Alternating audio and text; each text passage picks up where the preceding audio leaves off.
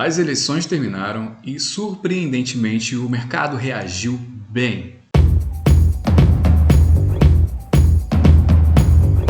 Historicamente, quando o mercado já é bem consolidado, ele reage mal à ascensão da esquerda no poder. Porque as teorias básicas de esquerda ou os governos básicos de esquerda tendem a ser pró-Estado.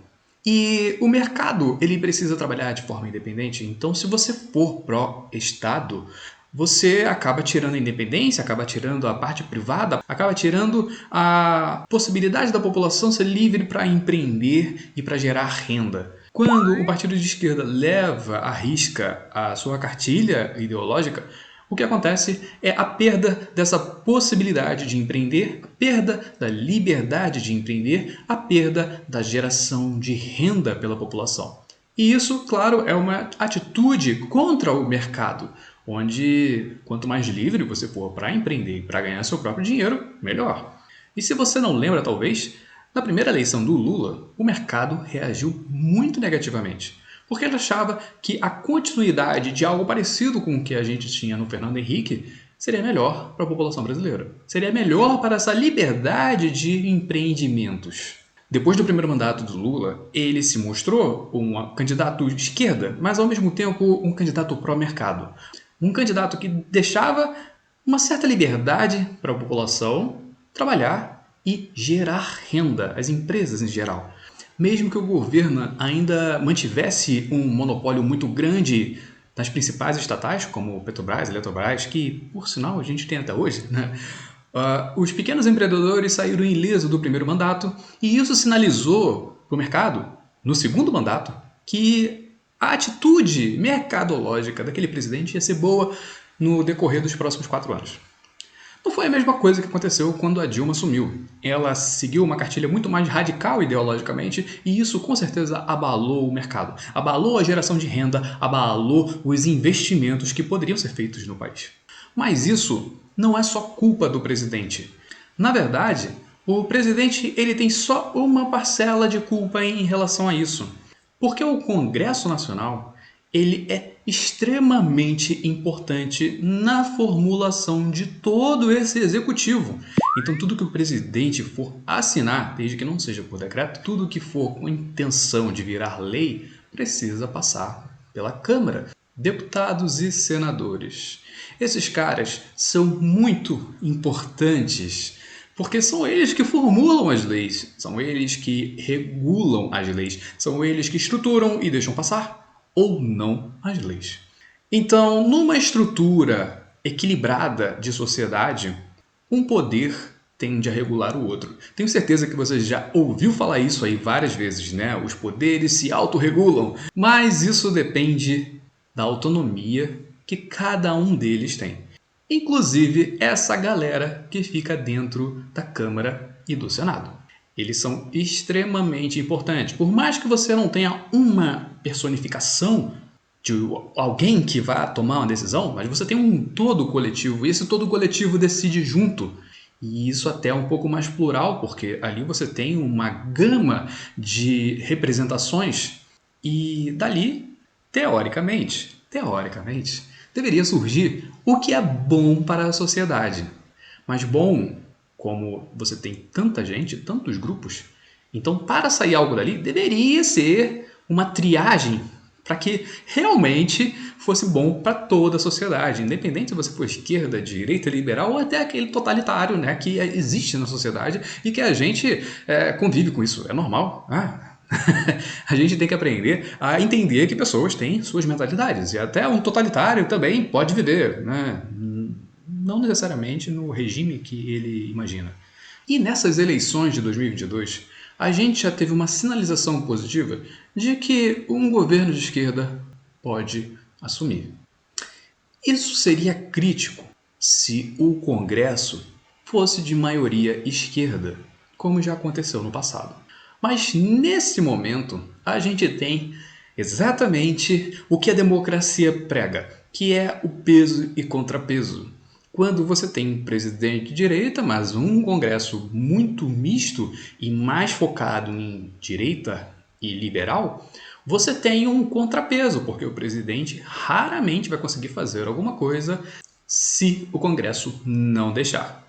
Então, você entra numa situação de equilíbrio, onde só vai passar o tipo de medida que realmente vai ser boa para a sociedade. Você imagina só, a hora que a esquerda e que a direita e que os liberais eles concordam no assunto, realmente vai ser bom para a sociedade. E até aqueles totalitários, né? A galera que, enfim. Mas quando você tem essa medida de pesos e contrapesos atuando de forma realmente saudável, de acordo com o que ela foi concebida teoricamente, as coisas tendem a caminhar melhor para a sociedade. A prática não é bem isso, mas a gente precisa tentar.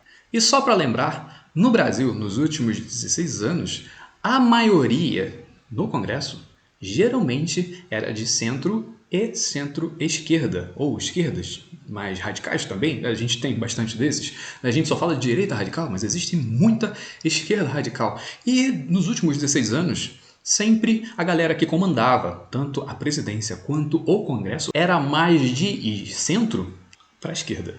É uma tendência, é uma linha de degradê. A gente começa com uma situação mais neutra e vai ficando mais forte ao longo do caminho. Então, existem candidatos em vários espectros desse. A gente não consegue rotular se é totalmente uma posição ou se é totalmente outra posição, mas a gente pode entender que há uma tendência, que eles vão indo em direção a aquele espectro político. E essa situação de hegemonia de poder se manteve nas eleições passadas, o que não aconteceu nesta eleição.